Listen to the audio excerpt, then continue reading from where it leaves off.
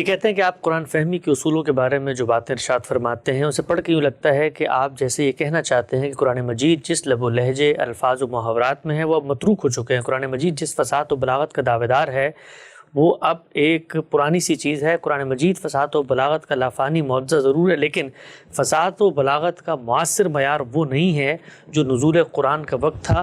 اور جن چیزوں کو آپ نے فہم قرآن کے باب میں یہاں پہ لسٹ کیا ہے، یعنی یہ الفاظ کی ابانت ہے، زبان کی ندرت ہے، اسی طرح سے یہ نظم ہے اور باقی چیزیں قرآن مجید کو جو ایک فصیح، بلیغ اور ایک منظم مرتب کلام بناتی ہیں، تو کیا یہ سب کچھ جو قرآن مجید کا ایک دعویٰ ہے وہ پیش کر رہا ہے، یہ اس زمانے کے لیے بڑا ریلیونٹ دعویٰ تھا؟ آج کیا ہمارے یہاں معیارات تبدیل ہو گئے فصاحت و بلاغت؟ نہیں، معیارات نہیں تبدیل ہوتے، بات کہنے کے اسالیب تبدیل ہو جاتے ہیں.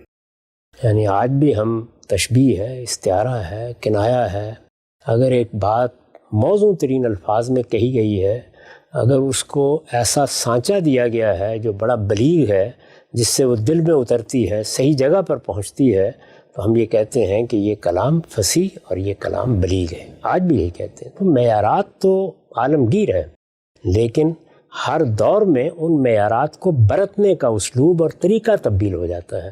تو جب مثال کے طور پر آپ شیکسپیئر کو پڑھیں گے یا غالب کو پڑھیں گے یا فردوسی کو پڑھیں گے تو آپ کو اس دور میں جا کر ان اسالیب کو پہچاننا ہوگا، بات کہنے کے اسالیب.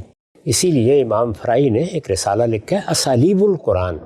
اس میں یہ بتایا گیا ہے کہ قرآن مجید میں کیا کیا طریقے اختیار کیے گئے ہیں بات بیان کرنے کے.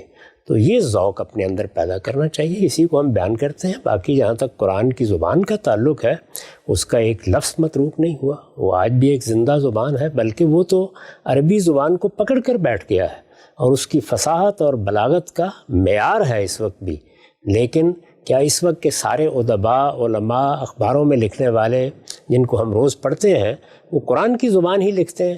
نہیں، اسالیب میں بہت تبدیلیاں آ چکی ہوئی ہیں، اور وہ اسالیب ظاہرہ زمانے کی ضرورتوں کے لحاظ سے تبدیل ہوتے رہتے ہیں. واضح ہو گیا.